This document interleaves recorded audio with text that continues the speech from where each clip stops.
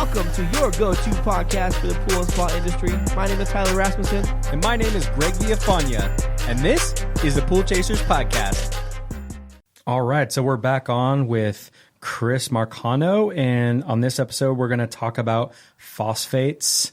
Exciting topic. Thank you once again for being here with us, Chris. No problem. Thank you for having me. It's awesome. All right, so let's jump right into this. Can you explain to us just what phosphates are exactly? Yeah, phosphates, that's a question that we really still have to get after almost every day at Natural Chemistry NC Brands. But essentially, phosphates are a very abundant element, and they're on the planet for good reason. They're here to basically fuel cell division in green plants. That's very, very stripped down terminology or description of it. But if you look at the back or the itemized ingredients of any quality fertilizer, either number one or number two items on there is going to be a phosphate compound. So it's a good thing. It's very abundant. In the overall wellness of the planet, it's a really good thing. Now, having said that, when this stuff inevitably gets into a pool, and it will, I use that term with confidence, it turns into a bad thing. And primarily due to the fact that phosphate is one of a few things that any form of aquatic plant, i.e. algae, whether it's green algae, chlorella, or black algae, or mustard algae, plural chloris, and it doesn't matter. They have to have a few things in order to grow: sun, water, air, and some different compounds. But the limiting nutrient is phosphate, and the reason so is that it fuels cell division within that plant. So the simple way to look at it is there has to be a minimum level of phosphate in a swimming pool for algae to start to grow, and the higher that level is, the more severe the bloom, the algae bloom will be, and the more resistant, because it's healthy, it will be to traditional ways of ridding the pool of that algae bloom. So the bottom line is that if you take algae out of a swimming pool on a regular basis, on a controlled proactive program, it's very, very easy to create a scenario or create an environment in that water where algae just can't grow. And it's science. It's not marketing so much as it's the actual science of it. So, and phosphates have become more of a topic in just this country lately because of the situations that are happening in areas like Flint, Michigan, where they had very, very poor water quality and they had a lot of lead in the water. So they're lightening up restrictions now, and municipalities are actually adding very high amounts of phosphate compounds because they're actually pretty effective sequestering agents. So they'll sequester things like trace amounts of metals. And a lot of products that are phosphate-based are actually used in the pool and spa industry to do that, to act as problem solvers, stain removers, scale preventative products. And they're good. They're quality products, but the same type of thing is used in actually municipal water to try to keep the water safe from things like lead. But something as easy or as mundane or innocent sounding as filling up your swimming pool from the hose, you can actually, more likely than not, you actually will be adding phosphate, high levels of phosphate or phosphate-ridden water into that swimming pool and not even know it. So it's really, really key to test your tap water to know exactly what's there, because more and more cities now are adding these compounds, these phosphate-based compounds, because they're inexpensive. They're not harmful to us. The EPA's kind of lightened their restrictions or their guidelines. The cities are changing their guidelines on it. And they're actually doing a good thing because they're protecting the water consumers from heavy metals. But unfortunately, even when they're complexed and they're tweaked, these compounds, these phosphate compounds, and they're put in for this particular application, once they get into a pool, it's inevitable that sun's going to hit them. They have UV degradation. Chlorines are going to hit that, come in contact with these compounds, and they will kind of break down to their base level, which is orthophosphate, but it's the base kind of compound or the base state of this element. And that's the stuff that algae can start to eat, and then it starts to grow. Okay. Thank you so much, Chris. Mm-hmm. So what are some of the early stages? What is something that a homeowner or a technician will see in a pool that, you need to be testing that water right away of phosphates? Yeah. So we've always been very, advocates of test first because testing validates everything. But things to look out for, number one is chlorine consumption. All of a sudden, if you get chlorine demand, basically it's an indirect effect that the phosphates are having on your chlorine. So what happens is that the phosphates are essentially fueling little mini micro algae blooms that don't take really hold. Your pool doesn't turn green, but it might turn a little cloudy. But these are little kind of pop-up algae blooms. But because of the physical characteristics of algae, you get some spores introduced to the water just from the environment, algae spores. There's food in the water, i.e. there's enough phosphate in there to fuel cell division, to fuel growth. It absorbs that phosphate. It multiplies. It makes another baby algae and makes another cell. That eats. It makes a cell. So that's the cycle. A lot of times that occurs not to the point where it's actually visible, but because of this additional botanical that's growing in the pool, it really increases chlorine demand because chlorine basically kills it or tries to kill it when it comes in contact with it. So a lot of times what we'll see is people who are having problems maintaining chlorine. They're like, oh, well, I'm adding it. It just seems like I'm adding copious amounts and I never really maintain a residual level. If they simply test for phosphates, typically what we see is about 4 out of 5 pools in that instant have a very high elevated level of phosphate. And what's happening is that they're having these little micro blooms. And what's considered a high level of phosphate? Okay, so the standard the standards that you really have to maintain is 125 parts per billion or below is a threshold where you just are not going to get algae blooms. Now, having said that, it's not a black and white, static level. It's not a number like that. So think of it kind of as a scale. So if you've got, say, a level of like 500 phosphate, and this is measured, by the way, in parts per billion, not parts per million. So it's parts per billion. So a little bit of phosphate contaminates a long way.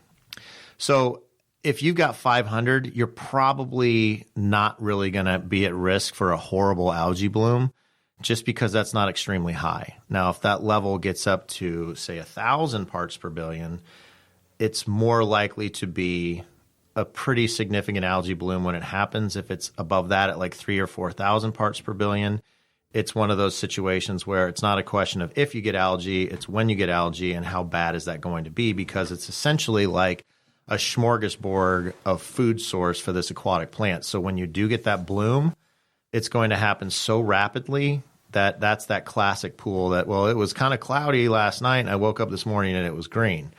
That's a telltale sign that the phosphate levels were there. That doesn't happen in a pool that has, say, 500. So think of it kind of like as an odometer or like a needle on a gauge. And when it gets up above that 1,500, 2,000 level, you're kind of redlining. And it's not a question of if, it's a question of when and how bad. Now, another interesting thing about it is that phosphates basically are coming from all kinds of different sources. I mentioned that it's being added to the water in an effort to act as a sequestering agent to keep the water free from heavy metals like we saw in Flint. But it's also, because of those characteristics of it, it's also one of the primary ingredients in the majority of stain and scale products. So, not to name any, which I'm not going to do, but just do your homework. A lot of these products are really good and really effective at preventing staining and scaling. However, in doing one job, they're actually creating an issue in the pool just as a side effect. So a lot of these products will, once they're put in the pool, they kind of degrade down and they'll break down to their building block of orthophosphate, which actually contributes to algae growth. So you just have to be aware. Know what you're adding to the pool. If you've got any questions, you can call, obviously, the manufacturer. Look at SDS or MSDS. They're called SDS now, but look at the spec data sheets that are out there, and they'll tell you if there's phosphonic or phosphoric or phosphonate acid, anything like that. But if it's got a phos in it, it's going to basically break down to algae food once it's put in the pool. Right. So how important is it to even clean the filter and different things like that? Because if you have an algae bloom in the pool, even if you're not brushing it, it can kind of get embedded in, say, the Pebble Tech or something like that. And then you're just filtering all this water that has, because it's kind of contagious where it can spread pretty good. And if you're not doing a good backwash and filter clean and different things like that, you kind of might keep that problem for a while. Yeah, can things can slime hide. over, Things can hide globe. in the filter for sure. One of the neat things about especially our maintenance phosphate removers, because we've got like multiple formulations, and each of them are designed for a reason. When it comes to phosphate remover, we don't just do like, a lanthanum chloride, which is the kind of, the old school way of removing phosphates. But what we do is different versions of lanthanum, different versions of many different compounds that actually remove phosphates in different ways. So that's the kind of cool thing, because one of our tried and true in our preventative product, like Pool Perfect Plus Phos Free or Total, that's out there now, or the Pro Blend and the Pro Series, is it's the phosphate removing compounds in that actually are designed to work in the water as well as the filter. So it's kind of like a 1-2 punch. So it's key, though, to maintain a clean filter during these processes. Number one, you want to get rid of that algae that can hide out in there. You're talking about a spore of a living plant. And if you get a couple 100 million of those things hiding out in that filter, they can sneak through. They're still in the pool, right? So there's that. And also, when you utilize the filter media to help capture and remove some of this unwanted orthophosphate, it's just a good idea to completely get it out of the system. Like, we wrap it up tight enough, it's probably not going to be usable by the algae because we've complexed it so much with these removers, but you still want to get it out of there. So we highly recommend a thorough filter cleaning. Right. And I don't know if we touched on this, but why has this been more of a kind of issue? And we've been hearing the word phosphate more in the industry the last, 2-3 years. A lot of it's, to be honest with you, is just, it was misunderstanding, something new, something different. There was pushback by certain manufacturers because this was kind of getting into their programs that were based around polyquat algicides and things like that. But there's a couple main reasons, and I've got kind of a funny analogy about it, but one of the main ones is that also we have a way now to accurately and conveniently test for it, where before you couldn't, so it was easily debatable. Well, you're talking about phosphates. They've always been a problem. I mean, they are the primary reason that we get algae in the pools. But we now know, like, you can get around if you've got very high phosphate. If you keep a low pH to make your chlorine in the water much more of an effective killer, and you maintain a low cyanuric acid level so you're not slowing down that sanitizing effect or that killing effect of that low, highly active, low pH stage of chlorine, you can still get around having a high phosphate level. The problem is that often just isn't the case. And pH levels are usually above 7.6, 7.5, and any more cyanuric acid levels are always above 30 or 40. And the bottom line, high pH, high cyanuric acid, chlorine just doesn't work that well, especially on algae. It just doesn't. It's much more of an oxidizer as opposed to a sanitizer in that condition. And even the little bit of that ion that's sanitizing due to the high pH, and it's shifting that ion to be more of an oxidizer, it's not working well because of the extreme high levels of CYA. So what should take seconds to kill algae on contact is taking minutes. And it's just not effective. So there's a lot of stuff that is in the big picture. But the bottom line is that if you take out phosphates and you validate it with a test, you can't get algae. That's just how it works. Again, you've got to do. We're saying that under the pretenses that it's a balanced pool with a residual level that's acceptable of chlorine. I mean, that's the first and foremost important thing, because the water needs to be clear and rid of disease and bacteria. So that's the most important thing. So it's pretty obvious why you don't want phosphates in a pool, because phosphates can equal to algae. It can be kind of slimy in the pool. It's going to look like crap. It's going to, spread.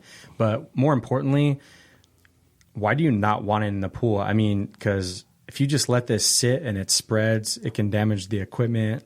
I mean, can you go over some of that with us? Yeah, I mean, like phosphates in the pool alone don't have a negative really effect on the pool per se.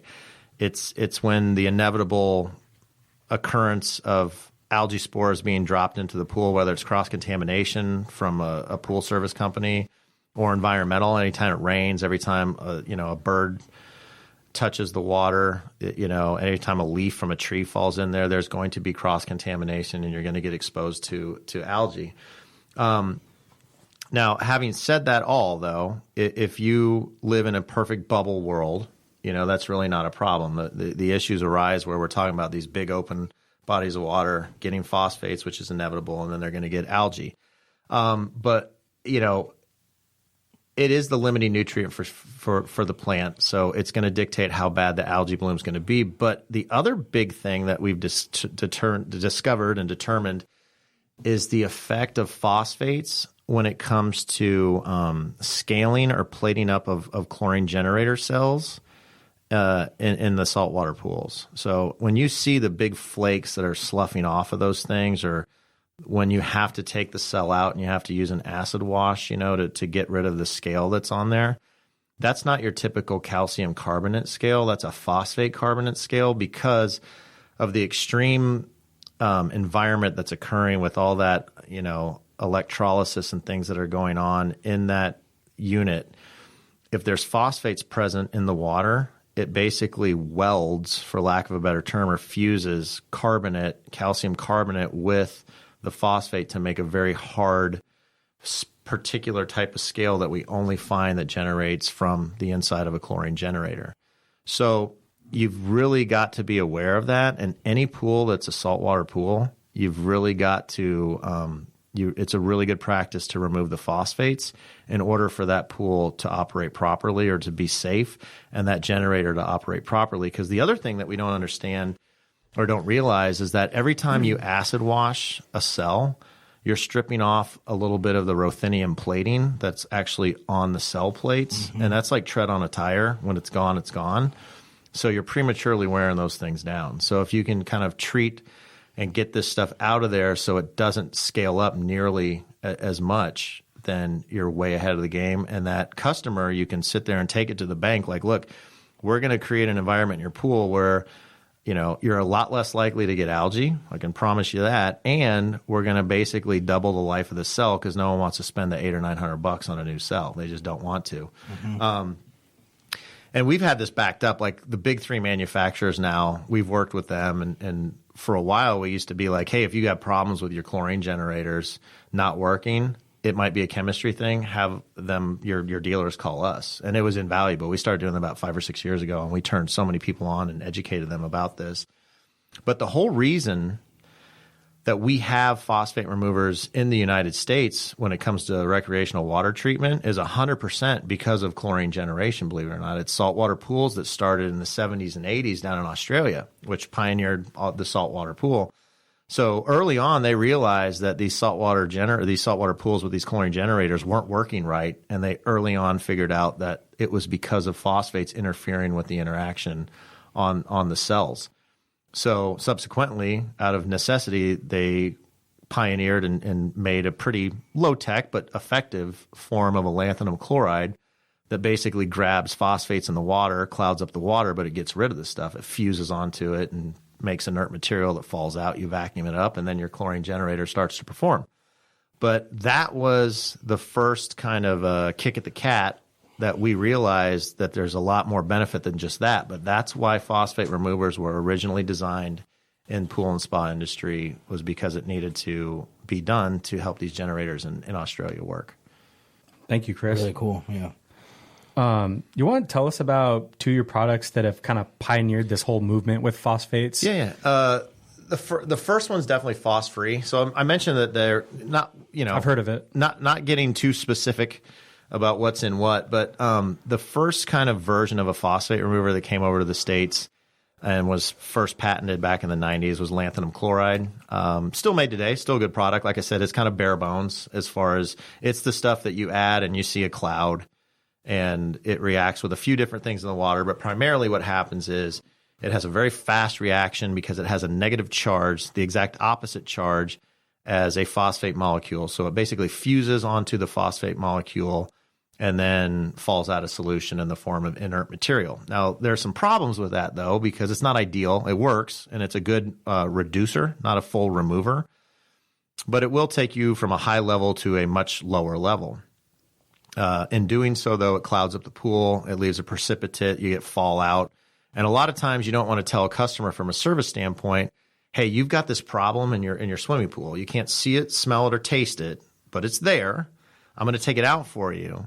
And I know your water looks good right now, but when I take this stuff out, it's going to make your pool look like hell for about a week. Like nobody really wants to be the person that's offering that service because it's kind of backwards. Yeah. So it's a hard sell too. So what we did is we took that lanthanum chloride product and we added some proprietary stuff, but another form of lanthanum in it as well to make like a 1-2 punch. So Phos-Free is basically a form of the phosphate remover that works a little bit in the water and a lot of bit, technical term, in the filter. So it's kind of a 1-2 punch. So we're basically coating the filter media, and it doesn't matter if it's DE cartridge or sand, and we're capturing what starts to happen in the water, this reaction that this product's fusing with the phosphate and making it bigger and complexing it. But as it passes through the system, it's hitting this other material that's been added, another form of lanthanum, and it grabs it there and it locks it up really tight. And then you simply backwash or rinse off the filter, and all that bad stuff goes bye-bye. So you're not left behind with a super cloudy pool at all, and you don't have the fallout or the need to vacuum it because of all the dusting of the inert material. So we're basically capturing it in the filter as opposed to having the reaction occur solely in the water and just planning on it falling out. Okay, very cool. So that's Phos-Free. We've made different versions of it for sure. But our latest and the most exciting to me form of phosphate remover we have is also patented. So, but I can tell you what makes it unique. It's the one of our Pro Series line, the new line that we have that's made and formulated just for the pool professional. But basically, what it is, it's a really high concentration, fast acting. Kind of our latest and greatest blend of phosphate removers that uses a little bit of lanthanum and then 2 other compounds, but basically with 3 different active ingredients. We've got a really effective phosphate remover at a low end, at a middle tier, and at a high end. So it's really comprehensive. If you've got super high phosphate levels, you add this stuff, it starts to really knock out those phosphates fast and get it from high to medium. But then there's a component in there for medium that knocks it down to low. And then we've got that other component in there that just basically works really well on those low levels. So there's kind of a hierarchy or an abundance principle happening there. But the bottom line is it's our most forgiving formulation and it's our most cost effective. So you don't get any cloudiness and it works essentially at every single level. So you don't have to sit there and say, well, Phos-Free is really good for levels up to like 1,500. It's pretty specialized. And that used to be about the mark of high was 1,500, but for whatever reasons, and because cities are adding more phosphates to the drinking water, what's high 5 years ago, 10 years ago is not high now. It's normal. So we had to come up with kind of a bigger, stronger, faster version, and that's what's in our Pro Series as well. So we keep tweaking our phosphate removers like we do all of our stuff, and we just keep making them better and more suited to basically yield the results we're looking for in the modern pools. Nice. So Phos-Free is kind of, it sounds like it's more of something that maybe you would do to be proactive in keeping phosphates out of the pool and different things like that. Yep. And then your Pro Series is something to kind of, you get a phosphate level anywhere from, if 500 is bothering you, but mostly 1,000, 1,500, that's when you would want to kind of add that. Yeah. And if you're a pool professional too, again, we offer, one of the things we love to do is validate. So we are the only company out there, and please if you don't have these listeners, please contact us and we'll get you some. But we provide a phosphate test kit that has like 100 tests in it that we'll give it to you for as long as you're registered on our dealer base, which is nothing. You don't have to buy anything. You just go online and register as a dealer of ours.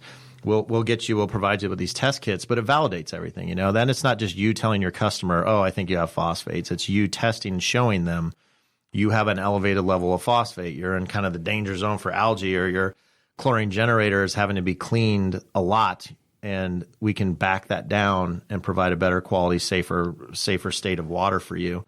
So, but if you're a service professional and you're testing and you've got whatever level, the Pro Series version of our phosphate remover is definitely the one to go with, because you can add a little bit and it knocks down that 500 down to 0, or you can add a couple ounces more and you're dealing very effectively with that 15 to 2,000, even 3,000, so. And what's the best way to use it? I mean, you have a, 10,000 gallon play pool, and you have 1,500 parts per billion, right? How are you using this? Are we leaving equipment on? Do we pour it by absolutely. This? Where should we pour it at? Phosphate removers, especially our formulations, and any phosphate remover by nature, is going to like to be added to a pool that's running because you want to get contact, and you also, because we formulate ours to also work in the filter, we get a side reaction called shear. So if you've got a static layer of one of the compounds that's in that formulation of ours, and it coats, say, a sand filter, right? It kind of just layers the top level of that surface, that 3.14 in a 300-pound square, 300-pound sand filter. It layers that 3 square feet of sand with this kind of top coat of stuff. But it's really effective because as the water goes shooting through there, you have a shear reaction where the actual friction of the phosphate in the water that started to be bound up by some of the components that are working in the water, they hit that top coating on that filter and it just locks it right up. So that way it's not impregnating and getting down into the filter media, whether it's DE or sand. And then with a cartridge filter, it doesn't really stick to those fibers at all, so it rinses off very, very easily. You don't have to pressure wash it. Just a hose, even with as much pressure as just your thumb on a garden hose, will knock all that slough or that slurry off. So we formulated and tweaked our products to be as user-friendly and as less invasive, or little as, have very negative effect when added. Because that's the knock on this original form of phosphate removers, going back to the time when it first came over from Australia. It was, you added it and it clouded the hell out of the water, and it was just the way, that's just what you did, but it's a problem, Right. No one wants to have a problem in fixing a problem. So, right. But yeah, so it doesn't matter where you pour this stuff or anything like that? It's ideal to, it depends on which formulation. Like Phosphate is designed to go down the skimmer, right? With our Pro Series version, you can add it down the skimmer. You can add it in front of a return. It doesn't matter. And that's a totally different bottle. It's not filling up a cap or anything like that. That's a gallon bottle. You need to, it's high concentrated. It's high octane stuff. But right. It's great. It's really a good product. So we're real pleased. Don't give it to the technicians and have them pour it in. Yeah, it's not a glut. If anything, it'd just be wasteful. Yeah, So right. that's the other gonna thing. hurt it, but. Yeah, stop using that money. And stuff's expensive, right? Well, not your stuff in general, but chemicals in general are expensive for every pool company. I look at it. Oh, totally. I look at it as one of the most controllable expenses too, because I've been asked this before. I bet we overdose by 40 to 50% in the industry, at least. Which, if you think about it, if you spend $60,000 on chems and shit, man, we can cut that down by $25,000 at the end of the year if we guys would just get these guys to measure, Right. It's part of a lot of our problems too. You have high, stabilizer levels. You got 2-3 floaters in a pool, there's 15 tabs in it. Because it's you know what I mean? Even the customers, there's I've seen skimmer baskets. I mean, a bouquet of chlorine tabs, just insane. Yeah, it's scary actually, because I'm not draining my pool. We did it last year, but this is 10 pools worth of tabs you have in here, so that's a problem. Yeah, that's the other thing. Well, do you want to commit to a 7 to 10 day process? We can remove, about 50 parts per million with the CYA removal kit, but you have to just, stay clear. Well, that's a lot of good information. Anything else you think the listeners benefit from knowing about phosphate? Yeah, and again, one of the things too, people always ask, well, I've been doing this for 30 or 40 years, and I've never heard why is this a new problem? It's always been a problem. There was just no way to test. Again, testing validates. So they knew phosphates were in there, but there was never a way to test for them, nor was there a way until recently to take them out effectively. So why even talk about it? So what they would do is say, if you start getting algae, just shock your pool and add acid, the old HTH and acid. And in doing so, you're lowering the pH to make the shock you're adding much more effective of a killer. So you'd kill the problem. Now, here's the real issue with that, though. When you have an algae bloom, so say you've got my swimming pool, and I let the chlorine get down, and I wasn't adding any type of a preventative phosphate remover. And because I live in the Midwest, we have phosphates, and after 2 or 3 weeks, you'd have about 700-800 just from the environment, from rain, dust, materials getting in there. And I started to get a green pool. Not a big deal. I kill it by any means necessary, right?